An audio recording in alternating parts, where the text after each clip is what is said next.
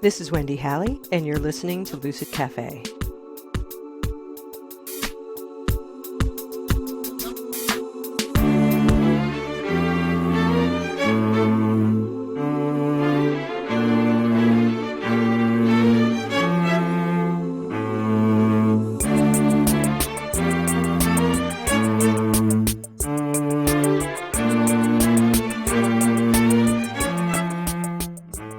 Welcome back.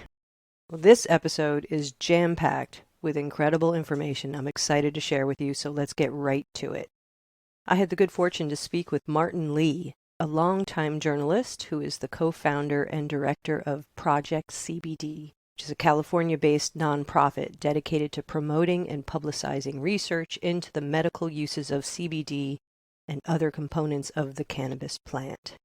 Martin is the author of several books, including Smoke Signals, A Social History of Marijuana, Medical, Recreational, and Scientific, which received the American Botanical Council's James A. Duke Award for Excellence in Botanical Literature.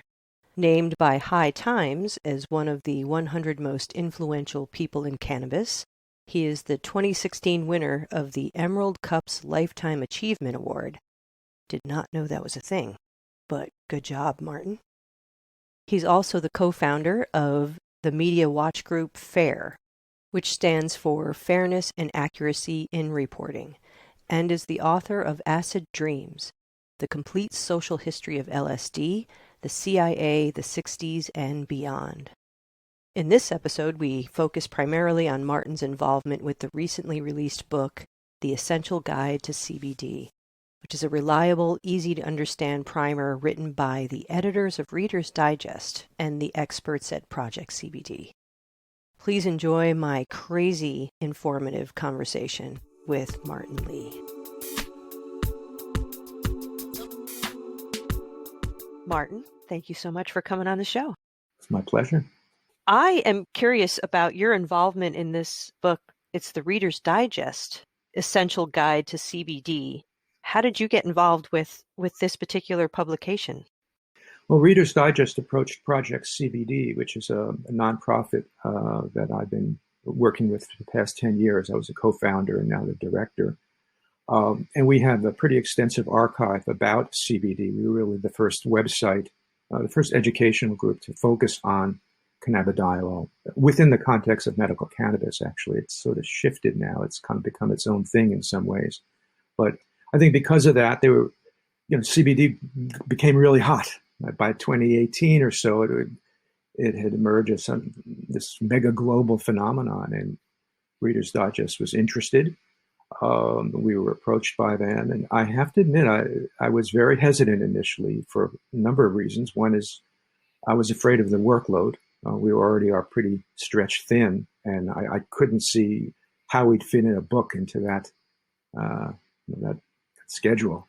I've written several books, and I know it takes a lot. But we talked it through, and they assured me that they would be bringing a writer on to work with the content already on projectcbd.org, and that sounded pretty good. Although it's not that it's overly technical, the content, but you need a pretty good grounding in medical science, I think, to really be able to write about it.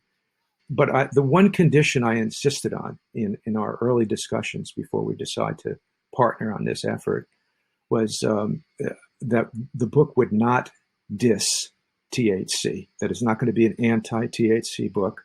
That's not what we're about. We're about the whole plant, including THC and CBD and all the other components. And we don't privilege one over the other, even though our name, Project CBD, reflects a particular interest in that one cannabinoid. And there's reasons for that going back, 10 years ago, at a time when within the medical cannabis world, it was all THC. There was no discussion or really no knowledge about CBD. So, and they agreed to that.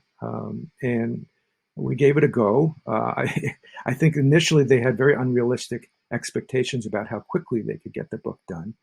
But then COVID hit, and then the schedule went kablooey. And it came together actually pretty nicely. There was a lot of back and forth. They hired a really good writer, Celine Yeager, who did a really nice job with it and made it very accessible.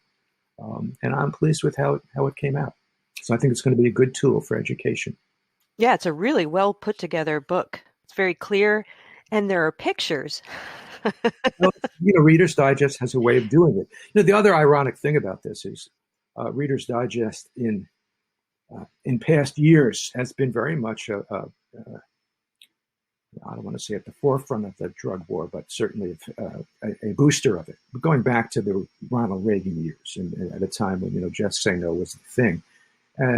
So Reader's Digest has come a long way in that regard, and the fact that they agreed to do a book that is going to be pro cannabis, not just pro CBD, I think it speaks well of them and their ability to sort of move on and evolve, as we all should be able to do that. Yeah, I'll drink to that. I was actually really surprised to see that Reader's Digest had put this out because I've always considered them a more conservative publication or publisher. I think in some ways that very fact that they brought out the book is emblematic of the pro-cannabis cultural shift that's been happening. Cannabis has become quite mainstream, and it's fortunately not fully legal yet, but we're moving in that direction, and by leaps and bounds it seems, and who knows what the future will be. But I think it's indicative of the fact that the country has changed, society has changed, the world has changed, and I think actually CBD has a lot to do with those shifting perceptions. It's very difficult to have a prohibitionist attitude toward a compound that, number one, doesn't get you high, that has lots of health benefits. What's the issue? Why should that be illegal? And actually, that was one of the thoughts very early on when we embraced CBD in Northern California, that this could be an important tool to liberate cannabis from the drug abuse paradigm, that CBD would be a very difficult pill for the drug war establishment to swallow because of the very things I just mentioned, not intoxicating. But this whole non-intoxicating thing, it can overemphasize that because we get not infrequently emails from people. We hear from a lot of people around the world who say they take a CBD product without THC and they got high. What's the deal? And we hear this enough, even though it's the exception, not the rule, to not dismiss it as just somebody's fantasy or paranoia. People metabolize drugs in different ways, and different associations you have. But I don't think that's the key thing about CBD, the fact that it doesn't get you high. I think the key thing is it's part of a plant, and the plant can have a different profile of these so-called cannabinoids, these compounds unique to cannabis, in different amounts of THC and different amounts of CBD and other components. And that's where the magic is in the relationship between these things. And yes, there are forms of cannabis that are CBD dominant that really aren't intoxicating, certainly not to most people. And I think when CBD really pierced the national consciousness, it was back in the summer of 2013 when Sanjay Gupta apologized to the American public on CNN for misleading them about cannabis. And it was all about CBD, and people were hearing about this CBD thing for the first time, but it wasn't just hearing about it. They were seeing that it was helping these terribly ill children, and it wasn't making them high, and they didn't have to smoke it. And it was that combination of factors, like, what? It doesn't get you high and you don't have to smoke it, but it'll help you therapeutically. There was already kind of a buzz about marijuana, as many still call it, that, there's something going on there. It does seem to help people with anxiety, with nausea, so forth and so on. That was already a meme within the culture. And when CBD came along, it sort of blew everything wide open because it challenged people's perception. Going back to the days of reefer madness, and marijuana was portrayed as the assassin of youth. And then on CNN, people are watching a film showing how it's not killing these kids, it's saving their life. And they don't have to smoke it, So it really was like, whoa, America did a double take and the world did a double take. And CBD had so much to do with it. That's fascinating. So Project CBD then, was this organization at the forefront of this movement? The small nucleus of journalists and others who were working with us at the time, this is 2009, 2010, We were responsible for literally introducing it into the medical cannabis community in two ways, both educating about it, talking about it, telling doctors and patients about it, because as journalists, we were going to science conferences where this was being discussed, this cannabidiol, and what it did to the brains of mice. We were hearing all about it, and our jaw was dropping. These were conferences. Mainly it was the group, the International Cannabinoid Research Society. We're talking about, this is not hippies, we're talking about Nobel laureates who present at these conferences, several hundred scientists from around the world presenting their research that have something to do with the cannabinoid system, our internal marijuana, if you will. And it's fascinating, and that's where I first heard about CBD. And what we thought was, gee, what a pity it is that in California, where medical marijuana was already, having pretty significant roots and success, but that wasn't part of it. It was all about THC. It was about getting high. Nothing wrong with that. When we heard about CBD, it was like, it's too bad, that this isn't part of what we have in California. Wouldn't it be great if we had some of these plants that are CBD rich, is the phrase we used. And lo and behold, when the first analytical labs were emerging to service the medical cannabis community by measuring the content of the THC in the different strains, the different varietals, so that in the dispensaries they can put a number on it. The presumption being the higher the number for THC, the better, which is really not always the case at all. So these labs started out to service the community, but they were not privy to information about CBD. We informed them about this, and lo and behold, 1 out of every 1,000 strains tested, it would be a little spike for where the chromatogram would show presence of CBD. So we knew that that's a strain that has some CBD. That's if all the strains are brown-eyed, that was the blue-eyed strain that popped up, from all the promiscuous hybridization and that was going on with these different strains being bred together. Lo and behold, the recessive CBD gene sort of popped out a few times. So we gathered these plants, cloned them out, never sold them, and gave away literally thousands of CBD-rich plants to anybody who was interested in Northern California, whether it was patients, sometimes even doctors, but more often than not, growers and dispensaries, and said, here, we have to see if this stuff is going to do what it did to the mice. And if it does, anything like it, if it has any impact, the CBD plants, like what we were hearing about with the animal experiments, we knew this was going to be a really big deal simply in terms of the healing possibilities. And it would be a great benefit, we thought, for the medical cannabis community, which was then under a great deal of pressure. It was the early Obama years, and he was no profile in courage when it came to marijuana early on. I think it was probably he was sort of compensating for his own use and didn't want to appear soft on drugs. The Obama administration improved later on in terms of, kind of easing up a bit. But at that time, when CBD was rediscovered in Northern California, we were under a lot of pressure, raids constantly, and letters from law enforcement going to dispensaries saying they had to shut down. Both federal and state were putting a lot of pressure on law enforcement in California. There's this image of California of everything was going groovy there, but actually local police sometimes were pretty vicious, depending what the locality was. Not so much in San Francisco, but out in the red county state, the red counties of California, the rural counties that didn't vote for the measure to legalize for therapeutic use. There was a lot of pushback from law enforcement. It was really tough for a while. And we thought that CBD could be almost like a vaccine or a prophylactic. Could help the communities deal with these law enforcement attacks. Why are you busting this plant that, again, it's helping these kids with epilepsy, and they're not, no one's getting intoxicated. So, what are you doing? And I think it did have an effect in that way, and a lot of momentum was built from there. So this is really not that long ago. No, it's not that long ago when you think about it. You've come a long way in a short period of time.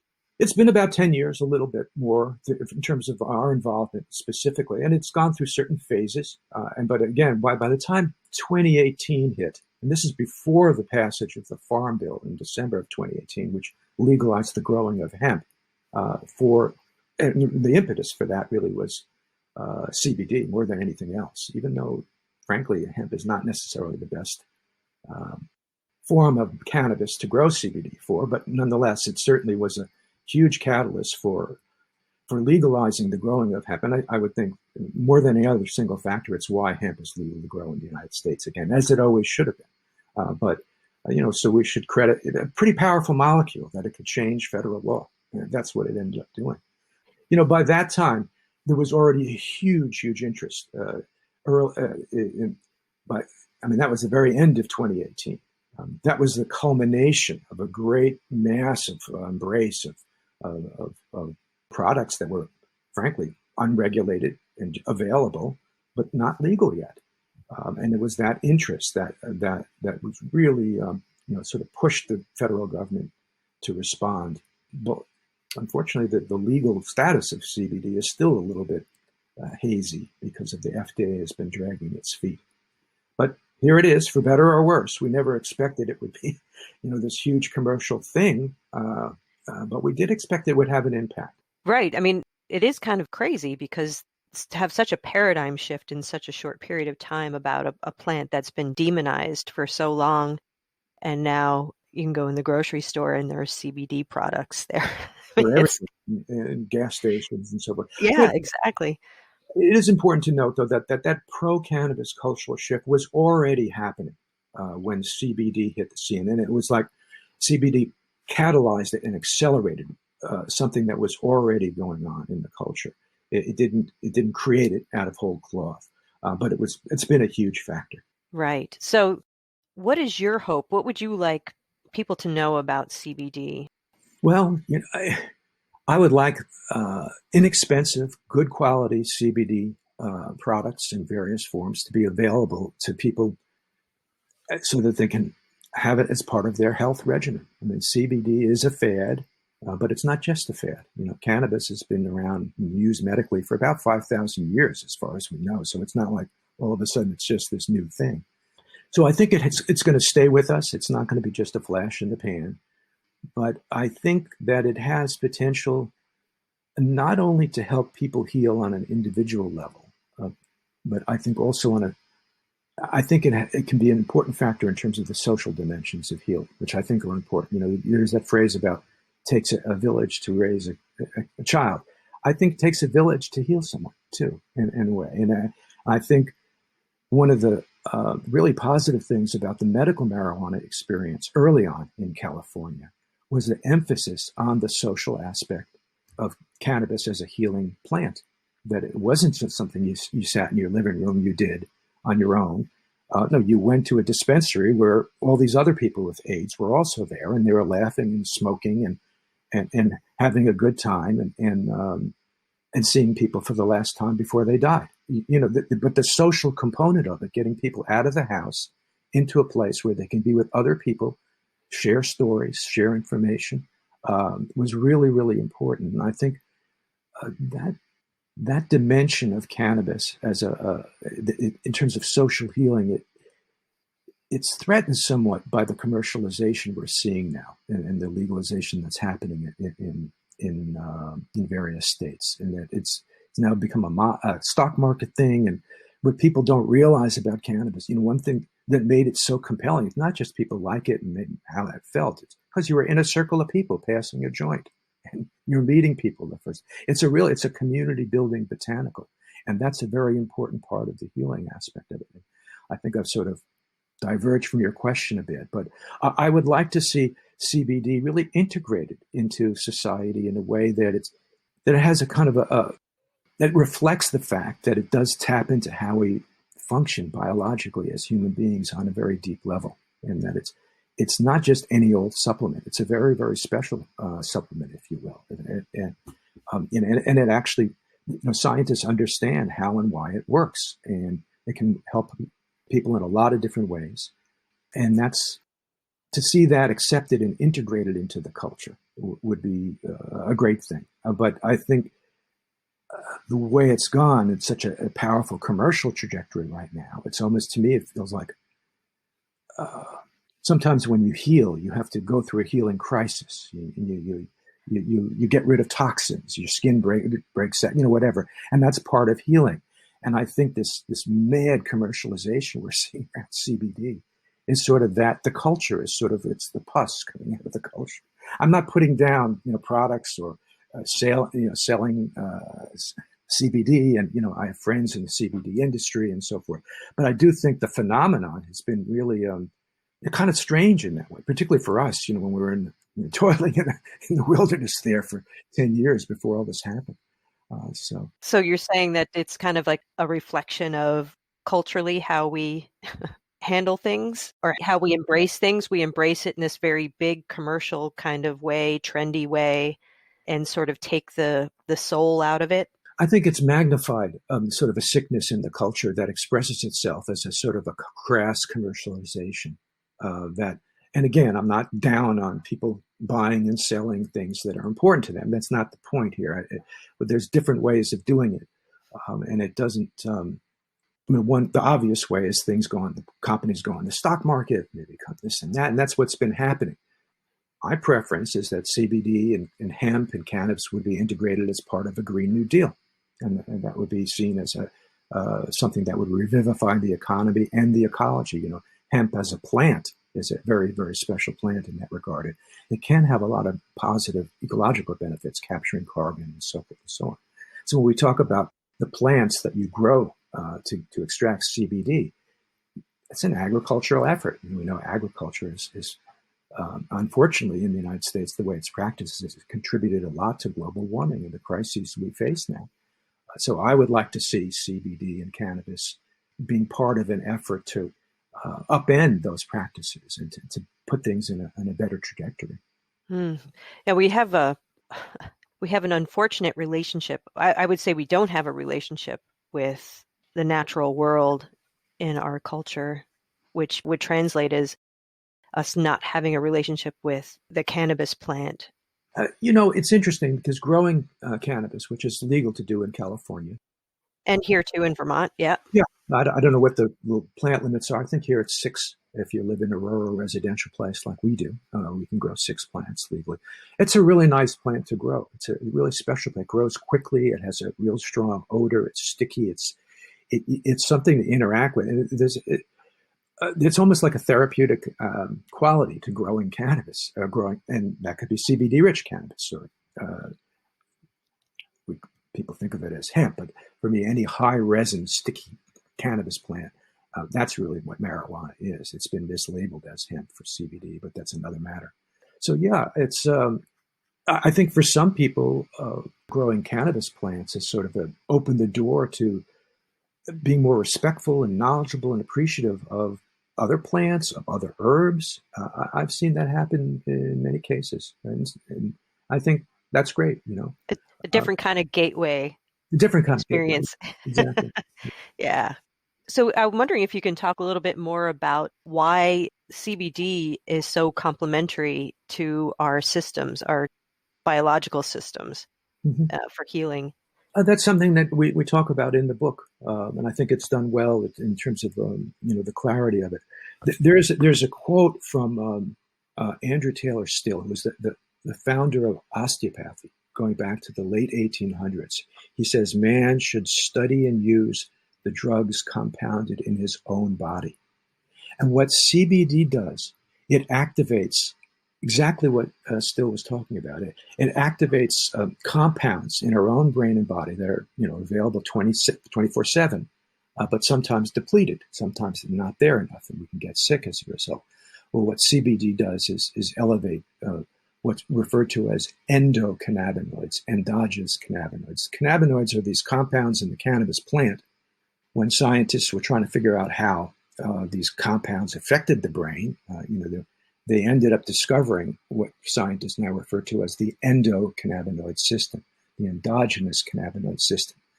It's not like we have marijuana in our brains, but we do have endogenous compounds that have similar effects, milder, but similar. And there are receptors in the brain that respond specifically to these endogenous compounds. And what CBD does, well, I'll illustrate it by explaining first what THC does. What THC does, THC is tetrahydrocannabinol.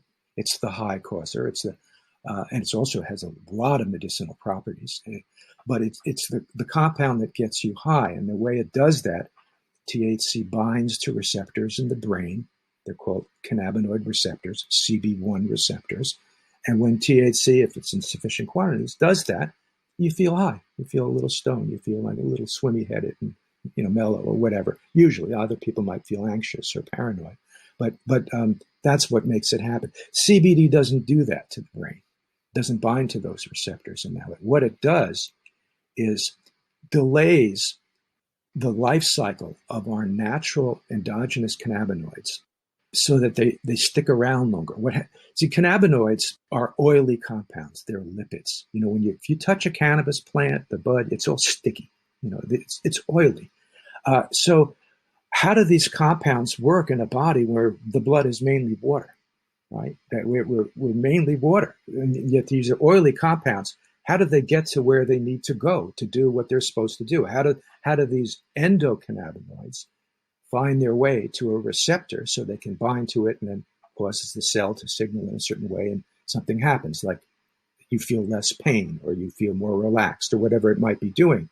So what CBD does, it actually interferes with the transport mechanism. There are actually transport molecules that they're called fatty acid binding proteins. And these fatty acids, these oily cannabinoids, they hop aboard these fatty acid binding proteins. You think of it like a little canoe or something, and it takes them where they need to go. So it goes to the specific parts of the brain or whatever. What CBD does, it kind of muscles its way forward and displaces our endogenous cannabinoids from that canoe. It kind of has first priority. So the CBD and also THC does this to a lesser extent. Basically, it gets the ride. It goes on the canoe and it goes to where it's going to go. And that's an interesting story in and of itself. But in so doing, it results in our own endogenous cannabinoids, our marijuana-like compounds, hanging around longer by the brain. So it's interacting with our receptors longer. So basically, it sort of upgrades or enhances our endocannabinoid tone. That's how scientists refer to it. When people are depleted in terms of their endocannabinoid tone as a result of chronic stress, would be an example, you become more vulnerable to getting sick. And there's different relationships for low endocannabinoid tone and a whole host of diseases that scientists have been able to document. Everything from PTSD to multiple sclerosis and all sorts of diseases. Well, if you take CBD, you're basically boosting your own endocannabinoid levels so they are able to perform their function for a longer time. And that's quite amazing because the endocannabinoid system, it turns out, regulates every physiological process in the human body. And that might sound like an outlandish statement, but that is something that's well documented now. That is not a controversial statement in science. It's understood, whatever it is, if it's blood pressure or blood sugar metabolism or, experience of pain, you name it, any physiological process, the endocannabinoid system is regulating that so to basically confer homeostasis and balance in the body. For example, if you have an infection and you need a fever to fight off that infection, the endocannabinoid system sort of steps out of the way, which the endocannabinoid system is very much involved with the immune system regulating it, allows the immune system to do its thing, fight the infection off. But then what the endocannabinoid system does is then turn down that immune system so it comes back to normal when it's no longer needed to have a specific response to an acute infection. The problem is if you have an autoimmune illness, if your immune system is overactivated inappropriately, cannabis, in particular CBD, but also THC, has this amazing way of dialing back an overactive immune system so it can provide relief for all manner of different autoimmune diseases. And there's hundreds of them because it has this way of regulating the immune system. That's one example, but this has been well documented for many, many different conditions that the endocannabinoid system is involved in this way. And it really is why medical marijuana is helpful for so many different conditions, because it kind of primes our endocannabinoid system. So the marriage of THC and CBD, do you feel like that's more medicinal than CBD by itself? Definitely.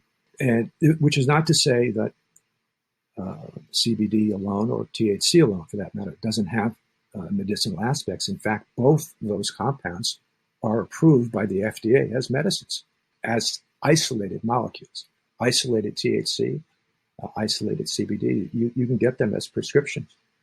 But really, they work better together. And there's many examples of this that are in the literature. But the pharmaceutical world and the medical science establishment is very oriented towards single compounds, single molecules. That's what they're primed to test and work with, and that's what generally gets approved as medicines. Combinations of things are a little trickier, particularly when you have a plant that has hundreds of compounds in it, like cannabis. But one example of how it works better when it's together. There's different examples one can pull from, but there was a very interesting analysis. It was called a meta-analysis, which is a really a prime type of scientific study. It looked because a meta-analysis looks at a lot of different studies and puts it all together. And it was an analysis comparing the use of CBD for epilepsy. There is an approved pharmaceutical called Epidiolex, which is basically just pure CBD, a little bit of some funky things they throw in there too, but that's the only cannabinoid. Why they put sucralose in there and ethanol for little kids, I don't know, but that's what's in there. And it is effective. It's gone through tests, and it's shown to be effective for children with otherwise intractable epilepsy. The kids who are getting hundreds of seizures a week. These really, really terrible diseases. And CBD as a pharmaceutical has been shown in tests, and that's why it's been approved by the FDA to reduce the seizures, sometimes almost completely, but certainly reducing them across the board. Well, there are also these CBD-rich oils. We call them full-spectrum oils, the oil that's pulled from essential oil from the cannabis plant. That's a CBD-rich plant. That's mainly CBD in the oil, but a little bit of THC and a little bit of everything else in the plant. Well, when that's given to a child, it turns out that the amount of CBD necessary to get the effects, and the actual effects are a little bit better than compared to the pharmaceutical, but they're both amazing. The effect when you consider what it can do for the life of a child that lives in that way. But the amount of CBD you need when it's a full spectrum product is about 1/5 of the amount that's used with Epidiolex when it's pure CBD. So the CBD is potentiated by these other components. And there's, again, many, many examples of this, but that's a good one because it's a real life example. I wish really there'd be more studies that would be funded by the US government to make these comparisons. But they're not so interested in that. But even so, there's not a lot of clinical research going on, unfortunately, with focusing on people. But there's a lot of data on mice, and over again, we see, when you combine CBD and THC and you give it to the mouse scratches less, compared to with just CBD or just THC or whatever they're looking for, an itch or a pain, or they can create disease models for mice and then test what these components do. So I think it's not an overstatement to say that there's no doubt that CBD and THC work better together than individually apart. Amazing plant. I mean, the more you're talking about it, the more I'm like, holy shit, this plant. It's like we should have been in relationship with it a long time ago. Well, we were, 5,000 years ago. Well, yeah, I mean, but maintained it instead I of. know.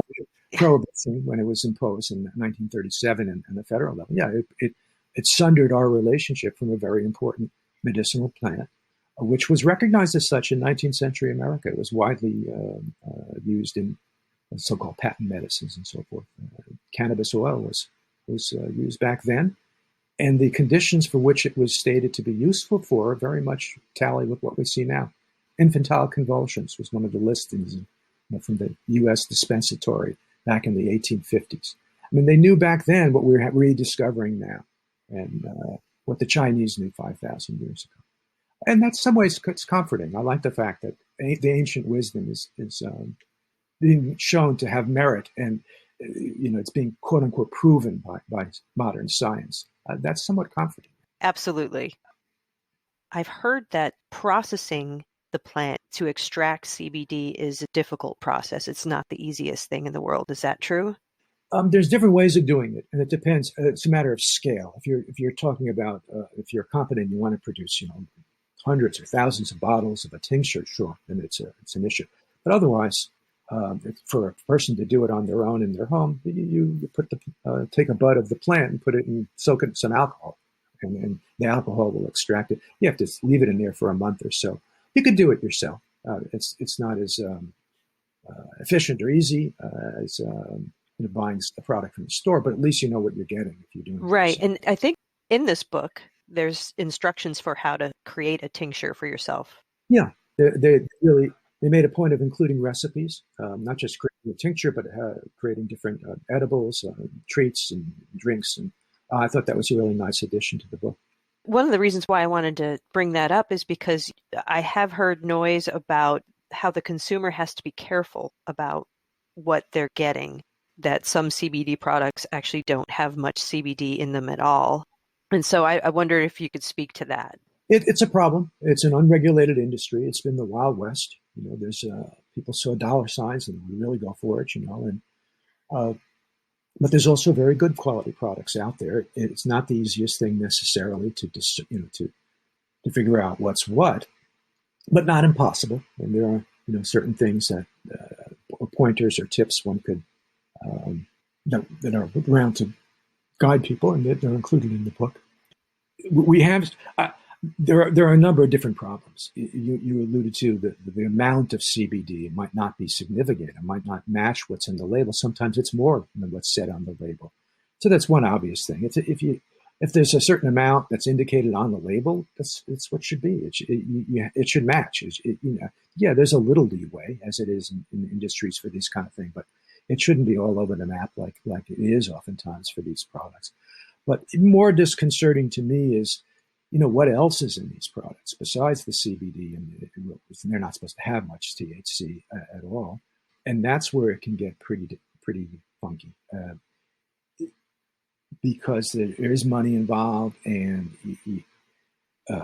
unscrupulous operators will, particularly with the vaping of CBD.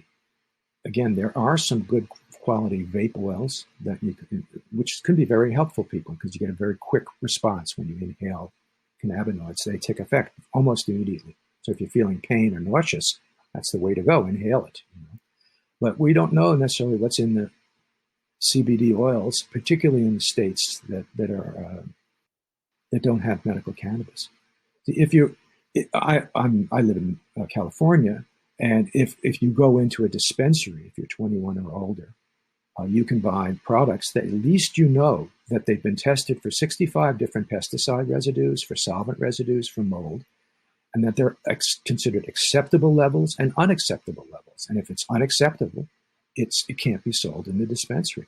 So you at least can have some confidence that you're more likely to get something that's not going to be harmful. Whether it'll be helpful, that's another matter. But if you're lucky enough to live in a state, as increasingly now we see states are going in this direction. I think we're up to 16 or 17 now that have legal cannabis across the board for adults 21 and older. That's a better situation in terms of buying your CBD products, but many states don't have that yet. So one has to be careful. But we would just warn people in terms of the vaping oils in particular, because we had, before COVID, remember, we had another lung catastrophe going on, and it was with illness from vaping. And sometimes in these products, they put all kinds of things to make the oil thicker or thinner, or to give a little, if it's a so-called THC oil, that's black market, the illicit market, that's unregulated. That's where it can be really problematic, because it's not even THC that's in there. They use what referred to as synthetic cannabinoids, which don't really have anything to do with CBD or THC. They're really strong compounds that scientists developed years ago to trace what happened when they gave it to a mouse. What receptors does it light up and so forth. Well, these things, the formula for these very, very potent synthetic cannabinoids were published in scientific papers. Illicit operators saw these and reproduced them, and they go by names like spice and different things like that. And they're very, very potent, so a person will get high from them, but they can be kind of dangerous. And at Project CBD, we put out a special report on the vaping illness, and we attributed it to these synthetic cannabinoids, which when we looked at the medical science literature about what the impact was on the lungs of these compounds, it was exactly the same what was in the vaping crisis, but the CDC wasn't paying attention. We brought it to their attention. They got sidetracked by COVID. They didn't really follow through ultimately. It's just that there's a lot of strange things in there. You get an oil where you start with something what they call like propylene glycol, which is a thinning agent. Because CBD oil, THC oil, it has to have a carrier in it. It's in something, right? So they start with propylene glycol. It's a thinning agent. Well, then they got to make it thicker. So they put vitamin E acetate to make it thicker, to make it look like it's sort of like an oil, real oil. But it does nothing to a person in terms of psychological or intoxicating effects. So they spike it with a tiny bit of a synthetic cannabinoid. And you don't need a lot of that because it's really powerful. And this is what these kids are inhaling. And sometimes it really blows their lungs apart. And we're able to confirm from some studies that indeed synthetic cannabinoids were found in some of these vaping in Mississippi and so forth. There was a study. Wow. So the pity is that vaping and inhaling is a very effective means of administering CBD and other cannabinoids. With smoking, it's a bit of a downside. You're inhaling something that's burning. It's not the greatest thing in the world, but cannabis does not cause lung cancer. And there's reasons for that, but it's not necessarily great for the lungs either. So it's a trade-off. If you're feeling really sick and you're double over from nausea, definitely you want to inhale something really quick. You don't want to swallow a gel cap and wait an hour. Fortunately, we do different varieties of ways to administer cannabis and CBD products. So do you recommend taking a tincture for now or? It's a matter of what for. Why is a person wants to take CBD? I take CBD as a supplement, as a gel cap, and it's a good quality product. It's considered a medical cannabis product, but it's almost all CBD, very little THC. So that's something I would take along with my vitamin C and my zinc and the things they said that you should take during COVID. Right. Vitamin D is a good one. It's quite interesting when you look at the vitamin D and what it's doing with receptors in the brain and the body and CBD. It's very, very similar. I think they work through similar pathways. No kidding. Yeah. Huh. I sell this product here at the Wellness Center. It's called Healer CBD. Oh, yeah. That's a good product. Okay. He came up with some kind of, I can't remember the doctor's name, but he came up with a Zulak, cold processing technique. He was able to extract CBDA. Yeah, on the plant, it's THC and CBD doesn't grow on the plant. It's THCA and CBDA. It's a slightly different version of the molecule. It's called CBD acid, THC acid. And when you heat that compound, the A falls off and it becomes THCA, which is, by the way, not intoxicating. It becomes THC, which is, and CBDA, when heated, becomes CBD. And CBD and CBDA, similar in some ways and not always the same, in that the CBDA seems to be more potent in certain respects. CBDA is a killer app for anticipatory nausea.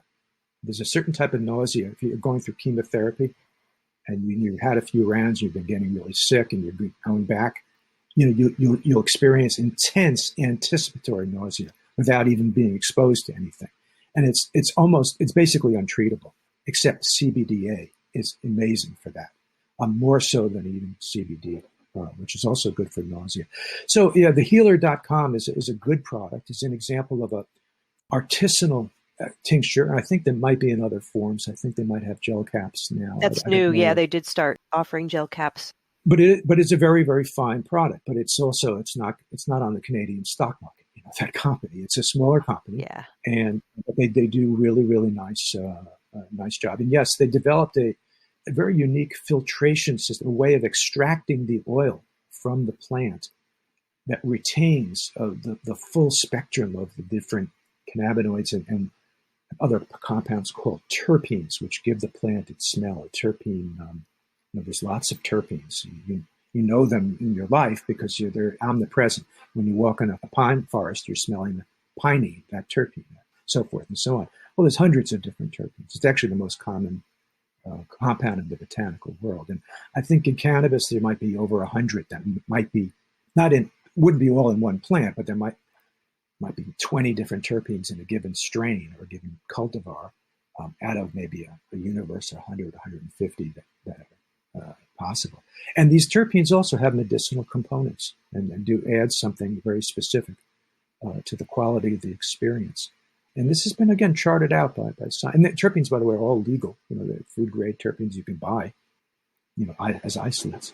So yeah, Healer is a nice product. It's an effective product. I think it's a good one. I don't know, if you have other CBD products, but that's a good choice for a product. Yeah, I have one other local CBD product that I have here.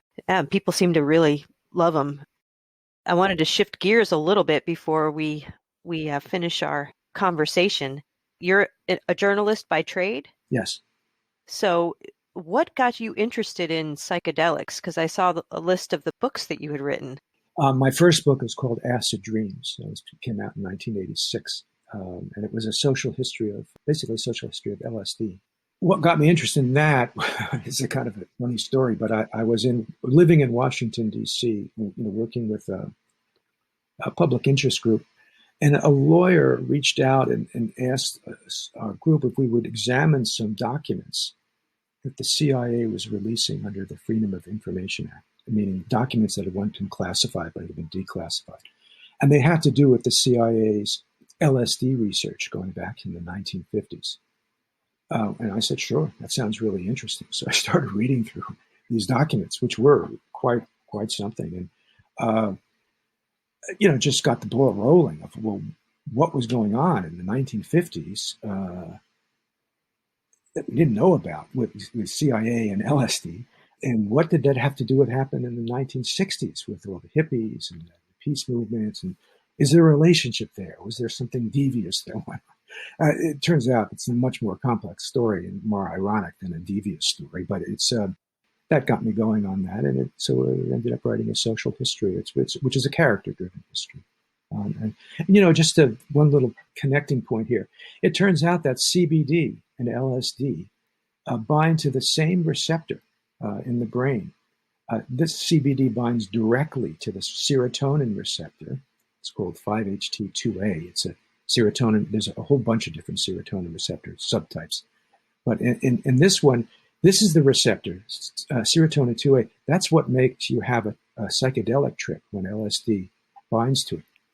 And what's so curious is that when CBD binds to it, it's the opposite of psychedelic. It's not like it's anti-psychedelic, but it's totally unpsychedelic. It's like so grounding. It's poles apart.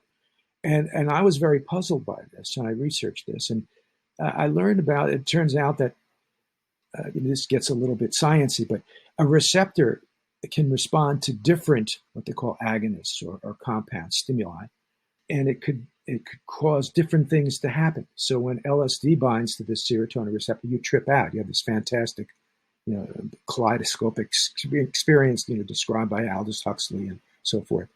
But when CBD binds to that, you don't. And yet down the road, farther along, they do the same thing. It just gets to the same place, but through a different track. Yeah, it comes together. And where they come together in the end is by stimulating neurogenesis and neuroplasticity. CBD, NTHC, and LSD causes the brain to grow new brain cells. I know that sounds astonishing because we were taught LSD hurts the brain and marijuana hurts the brain. It turns out that's not the case, that it actually stimulates the growth of new brain cells in adults, which happens in a particular area of the brain, the hippocampus it's called, which is involved with memory and all that. And also neuroplasticity, the ability of a neuron, a brain cell to respond to stress, to adapt, to grow a longer roots if need be. This is one of the reasons why psychedelics can have a very profound healing effect, because it actually changes the way your brain functions or kind of resets it. Well, CBD and THC also does this, have this neurogenic quality of promoting the growth of new brain cells. We talk about it a little bit in the Reader's Digest book, not about LSD, but about CBD's ability to do so, and cite the government studies that underscore that this is happening. Brilliant. I feel like I should have probably taken a few college courses before having this conversation with you. Oh, So I could have asked better questions, but you ask questions. It's no complaints. well, that's good news. I think hopefully people will find it interesting. That's the point. Oh yeah, no, I think it is. It's fascinating, and I feel really extra psyched to be talking to someone like you who was at the genesis of this sort of resurgence of interest in the cannabis plant. Project CBD, the website, do you want to talk a little bit about what you have going on there? Yeah, projectcbd.org is the website. It's a non-commercial website, so it's not cluttered with ads and things like that. What do we have today? I mean, it's International Women's History Month, and March 8th was International Women's Day. So we decided we would do a feature on women medical cannabis patient activists who are involved in efforts to change the law. So it's a really nice story with a profile of women from the UK, Peru, Spain, and the US, talking about their lives and the suffering and what they've dealt with and how cannabis in general, and sometimes CBD in particular, was transformed their life and turned them into passionate advocates for changing the law and making these remedies available for people in general. So that's what we focused on now. But it really is sometimes we hone in on a specific condition. We look at the latest science. We do track the science every week. There's almost 100 new science papers published, peer-reviewed, from around the world that deal with cannabis or CBD in one form or another. And just to kind of monitor that information, pick out something that's really significant. But also we do look at, again, the social dimensions of all this. So we've done, we did a 5-part series on hemp and Native American sovereignty, what's going on with Native American tribes that are embracing hemp as an important plant, growing it and trying to jumpstart their economies through the plant. And of course, the Indian law is not the same as federal law. Right. So there's sort of interesting conflicts that have been happening there, interesting opportunities in that regard. So we look at that. I think we just heard today Mexico has legalized officially marijuana, and that's big. So we'll do a story about that. It just happened? Yeah, I mean, it's been a process that finally they tied the ribbon on this thing. It was just announced. I guess it was yesterday. Wow. Okay. So it's been today. So that's significant. I mean, marijuana from Mexico. It's pretty obvious that that's a big story in terms of the international. I would think so. Yeah. So it really a variety of things, and we look at the different dimensions of healing, and sometimes we'll do focusing on the science about the endocannabinoid system more so than the plant. Did a really interesting story on how bears are able to hibernate, and why it was always puzzling to me as a kid. How do animals hibernate? How do they sleep like for 5? Yeah, right. Well, it turns out it's all about the endocannabinoid system, how things change within their endocannabinoid system that allows them to do that. And they have their endocannabinoid system functions differently as mammals as compared to us. And so we'll do it. I just thought that's interesting. So we would do a story on that. So it really, there is an embarrassment of riches in terms of interesting things to write about, and to comment about. Beautiful. So it's a resource website, really. It's an educational website. I urge people to, if they're interested in CBD, that's definitely the place to go more than anything. Wonderful. Else. I will put a link in the show notes to that website. Great. We appreciate it. And also to the book. Absolutely. I think the book's are going to be a very important tool in terms of helping people navigate the CBD world, which is a bit confusing. It is. And also open people's minds about all what's happening about cannabis in general. No, it's a really nice book. It's really well put together, and it's thorough, and it's accessible. That's what we want. Yeah, exactly. So good job steering that ship. you, yeah, it turned out well. Yeah, thank you so much. This has been a really important conversation, and I'm really psyched that you were able to come on and chat with me. Well, it's much appreciated. This is the first podcast I've done for the book. Oh, no kidding. Thank you so much. It's my pleasure. There's a lot to digest there. You can purchase a copy of The Essential Guide to CBD directly from the Reader's Digest website, rd.com, or at any online retailer. I also highly recommend visiting projectcbd.org, an incredible resource for all things cannabis and CBD. And for the local folks, if you're interested in trying Healer CBD or CBDA, I have trial and full-size vials of whole plant hemp drops here at Lucid Path Wellness. Thank you again to Martin Lee for coming on the show, and thank you for listening. Got a couple more really great episodes to finish off Season 3 coming your way, so stay tuned. Until next time.